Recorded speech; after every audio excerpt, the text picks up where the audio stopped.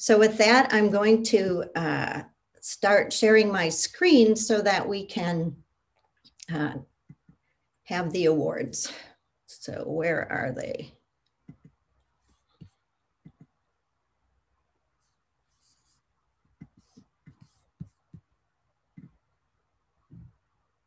Are you seeing it? Okay. Yes. Wonderful. Okay. So welcome to the ASN 2020 award ceremony, everyone. I'm going to be sharing the presentation of the awards with Dan Bolnick, who is the lead editor of the journal. And I'd like to start today by talking about the 2020 IDEA Awards that the IDEA stands for Inclusiveness, Diversity, Equity, and Access Award that was created in 2019 by the Tri-Societies. And by the Tri-Societies, I mean the American Society of Naturalists, the Society for the Study of Evolution, and the Society of Systematic Biologists. And the IDEA Award is given to a person or group of people at any career stage who have strengthened the ecology and evolutionary biology community by promoting inclusiveness and diversity in our fields. And Dr. Scott Edwards and Dr. Richard Kleiman were selected for their steadfast commitment to increasing diversity, equity, and inclusion of underrepresented minorities in evolutionary biology. In 2001, they started the Undergraduate Diversity at Evolution, UDE program, to provide funding and mentorship for students to attend the annual evolution meetings.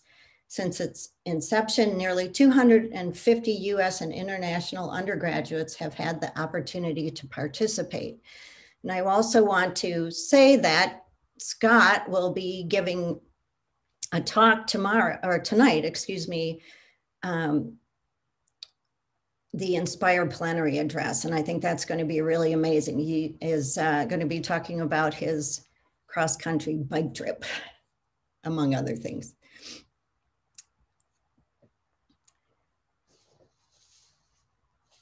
The next award is the Presidential Award for the best paper in the American Naturalist. And that was my honor to pick. It's a really amazing honor because you read an entire year's journal, every paper, and evaluate all of those. And I chose, among many stellar papers, the paper entitled Macroevolutionary Origin and Adaptive Function of a Polymorphic Female Signal Involved in Sexual Conflict. And the honor goes to Beatrice Wilnick, Catherine Duryea, and Eric Svensson. This paper really captured my attention because the authors shined a spotlight on aspects of intrasexual conflict that rarely had been considered before, and that is the role of female traits. And it uses a tremendous combination of evidence. They had 3 years of field observations, 16 field populations of damselflies in the genus Ischnura, a manipulative experiment where they altered the focal female trait, phylogenetic comparative analysis across 41 species, and they showed that these female mimics resemble males and really avoid conflict by having the expression of this trait. Their findings support the idea that this female trait has evolved by exploiting Ischnura male bias against blue abdominal patches in the immature females. And this paper underscores the importance of expanding the scope of sexual conflict studies beyond male signals to include the causes and consequences of the evolution of female signals. And I was so impressed, and I just would like to give a round of applause for them and these co-authors. I hope you will read this paper. Okay. I have no idea what time it is. Okay. The second award that it's my honor to give is the E.O. Wilson Naturalist Award. So this award is given annually to an active mid-career scientist who had made significant contributions to the knowledge of a particular ecosystem or group of organisms, and through this work has illuminated key principles of evolutionary biology and an enhanced appreciation of natural history. And this year's winner is Tia Lynn Ashman, who is a distinguished professor of ecology and evolutionary biology at the University of Pittsburgh. Tia Lynn's career exemplifies E.O. Wilson's approach to science. She notices interesting things about organisms and asks questions about those interesting and fascinating things. For Tia Lynn, these have spanned a wide range of topics: the life history of flowers, how long they live, floral displays, the interactions of plants and their pollinators, and heterospecific pollen transfer, the determination of sex in plants and the evolution of sex chromosomes, particularly using strawberry as a model system, and the role of polyploidy in biodiversity at the genomic and phenotypic levels. In all of her work, Tia Lynn has combined field observations, creative thinking, insightful experimentation, and a strong pursuit of true understanding. Tia Lynn has worked on many topics, as I mentioned, and her early work was on the different resource patterns between the sexes and the processes driving sexual polymorphisms. This led her to look at how pollinators interact, and then eventually to focus on the expression of sex via floral traits and the study of sex determining sex chromosomes. Her recent work on strawberries has revealed different ploidy levels affect phenotypes and how those phenotypes interact with pollinators. She also has had a great effect on how people think about sort of common traits. Her lab discovered a novel explanation for the patterns of UV light in the light absorption of flowers. Although naturalists have long known that the petals reflect UV and the center of the flower absorbs UV, they thought it was all about orienting the pollinators through nectar guides. However, Ashman and her lab members have shown that by studying geographic and elevational patterns, that the UV patterning also reduces the damage to pollen grains and has a different adaptive function than what we had thought of before. Along with all of her research achievements, Tia Lynn is also a champion of bringing science to the public, whether in the K through 12 classroom or outreach in urban spaces. She continues the arc of scientific leadership and public engagement that defined E.O. Wilson's career, and really is a worthy recipient of this award. So go Tia Lynn. Okay. The next award is for a senior researcher who is still active. The Sewell Wright Award was established in 1991 for an investigator who is making fundamental contributions to the society's goals, namely promoting the conceptual unification of biological sciences. I should have got a glass of water. The Sewell Wright Award honors Sharon Strauss, who is a professor in the Department of Evolution and Ecology at the University of California, Davis. Sharon has had a career-spanning association with the American Society of Naturalists. She was a Jasper Loftus Hill Young Investigator in 1990. She was a president of the society in 2018. She is a fellow of the California Academy of Sciences. the American Academy of Arts and Sciences, and the Ecological Society of America. She is known for her breadth of her research, her writings in ecology and evolutionary biology, with a focus on plants. She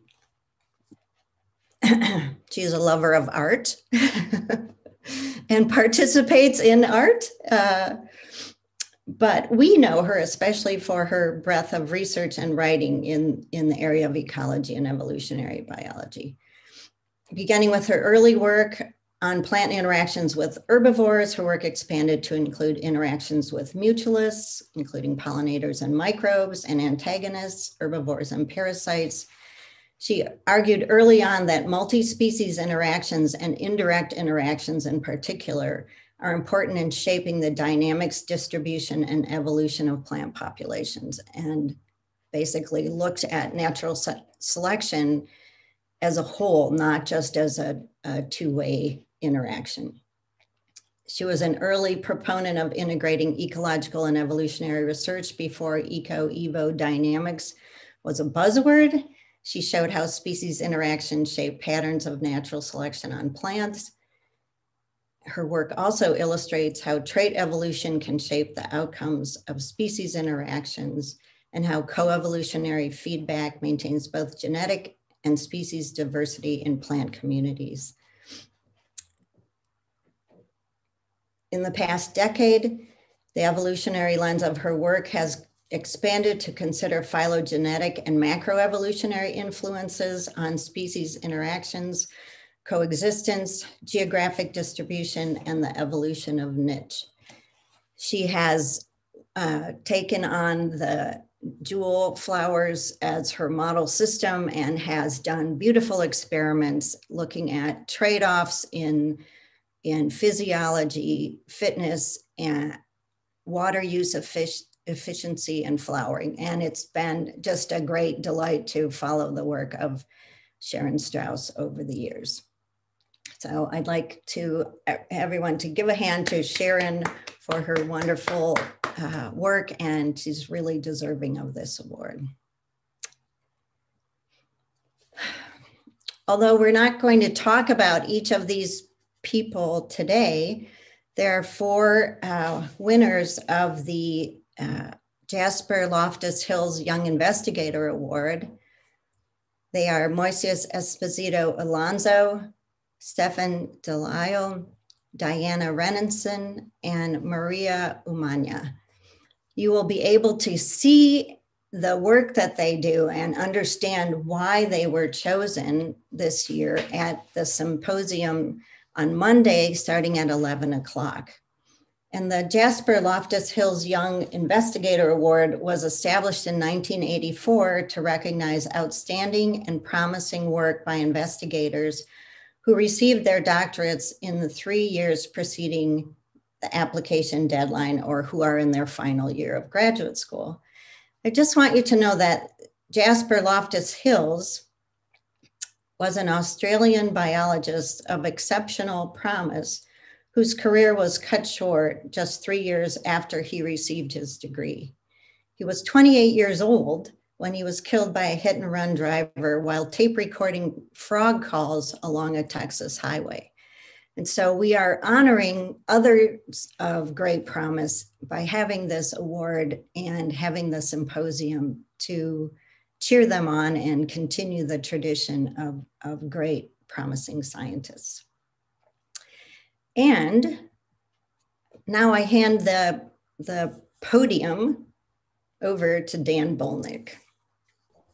All right, well, thank you. Can you hear me okay? Oops. Yep, okay. So it's my pleasure to introduce the winner of the Student Paper Award, also known as the Editor's Award. This was established about a decade ago. And the goal is to recognize a PhD student or a recent PhD who published an outstanding paper in the American Naturalist in the preceding year. And so myself as editor-in-chief and my co-editors, both current and recent, pour through all of the student authored papers in the American Naturalist. Susan mentioned getting the opportunity to read the entire journal for a year. We do the same thing for a subset of the student authored. And this past year, I believe there were 74, I might have the number slightly off, but there were more than 70 student authored papers, which itself is a testament, I think, to the journal being a student-friendly place to publish. So keep that in mind, all of you students. And so it's really an enormous challenge because of the high quality of the student papers to pick a particularly good paper. And there are many, many papers that we could very well have highlighted. This particular paper by Julian Song and colleagues, titled "On the Consequences of the Interdependence of Stabilizing and Equalizing Mechanisms," takes a close look at a dominant theme in community ecology today. Susan, you control the slides. If you can move forward one, please.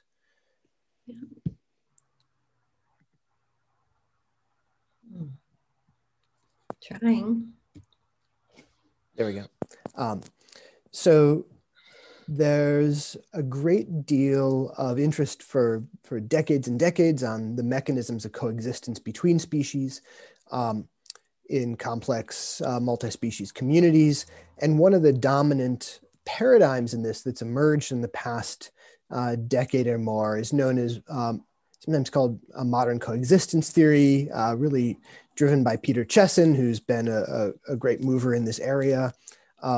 And Julian Song and colleagues take a critical eye at this theory, and they evaluate some of the fine details and ways in which they feel that the relationship between what Peter Chesson refers to as stabilizing mechanisms and equalizing mechanisms that can both maintain species coexistence, and that help to reconcile notions of niche-based ecology and neutral theory of ecology, maybe more interdependent rather than orthogonal types of mechanisms than Peter's work had suggested. This is an area of genuine controversy. There's a lot of debate going on, and I think that the final word on all of this is still going to take more papers in the future.